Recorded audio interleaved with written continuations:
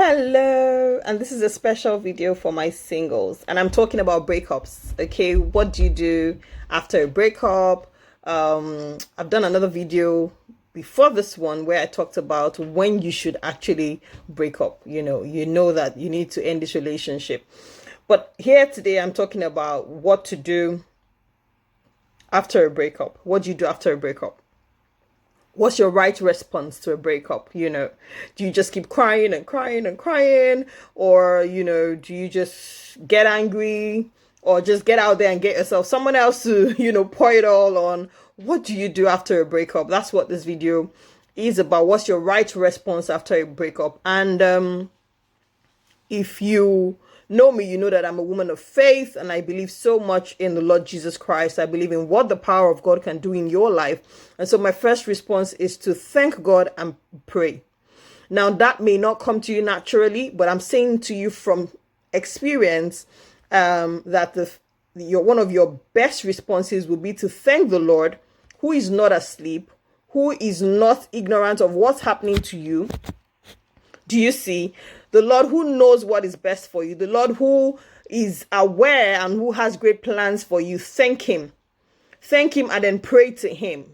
Prayer, sometimes we see it as something we do when we want something. It's actually also something we do when we want to let go of something. Do you see?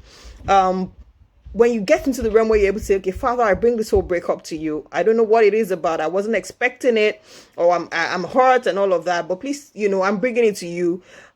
Cast your cares upon him. That's what the Bible says. Cast your cares upon him. He wants to take your burden. So please find this as something to do, like your next thing to do. Do it. He wants you. He wants you at those times where you're weak, where you're hurt. He wants you. And so pray. The next thing is be honest about how you feel.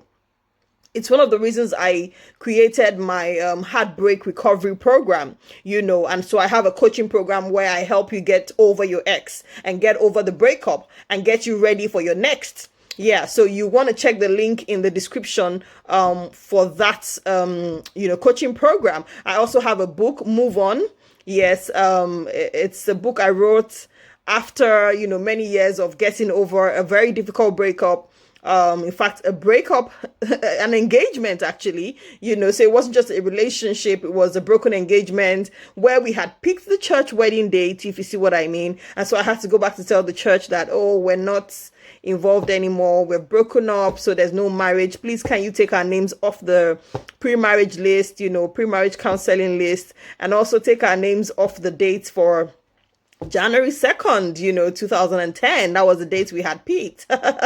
Oh my God. So I went through that. And so when I'm talking to you about breakup, I'm not talking to you just because I'm a relationship coach or a marriage coach or the marriage evangelist and all of that. I am talking to you as someone who is a Christian life coach, but more importantly now, someone who has been through that phase. I even had to leave the church for a while because that church happened to be in the church my ex was attending as well. So I wrote a book, and that book is on my website. It's also on Amazon. It's an ebook on Amazon. It's probably £3 or something, £3 or $3 or something like that.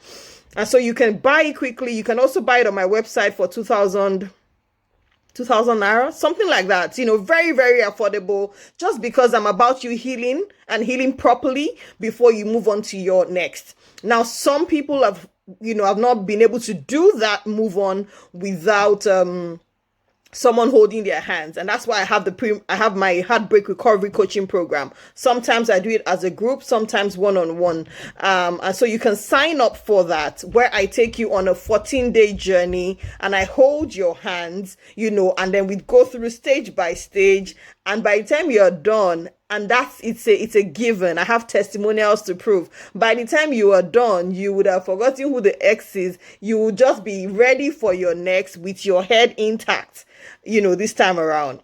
Better than it was before, if you see what I mean. You're wiser, stronger, and ready for a better relationship. So you should sign up for that. But what else should you do after praying? Be honest with your feelings.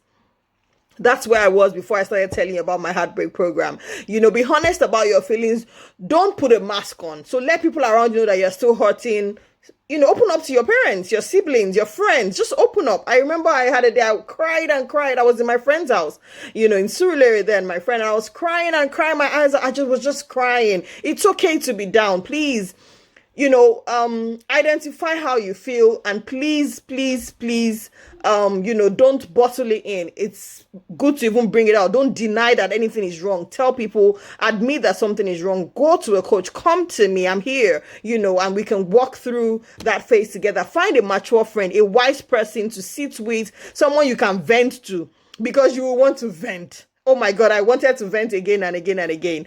Also have a plan. Have a plan for how you're going to be conscious about this season. Be intentional so that you don't get into depression. Do you see? Have a plan. So it may even be a continued plan of you hanging out with certain friends at certain times. After work, you go to your friend's place before you go home to sleep. It's a plan. It's a survival plan. Do you see? Or after work, I'm going to go to church. I'm going to do this. I'm going to do that. You have to have a plan. Give yourself something to work towards. Set some positive goals. Do you see, for your life, even at that time, so that you don't switch into a mood that can really destroy you, and then resist the urge to be petty. You have been hurt, and so you want to be petty. I was petty. Oh my God. I wanted to tell the whole world. I wanted a scandal. I was irritated. I was upset. I was hurt. I was everything. I was ready to lash out at anybody who tried to tell me so.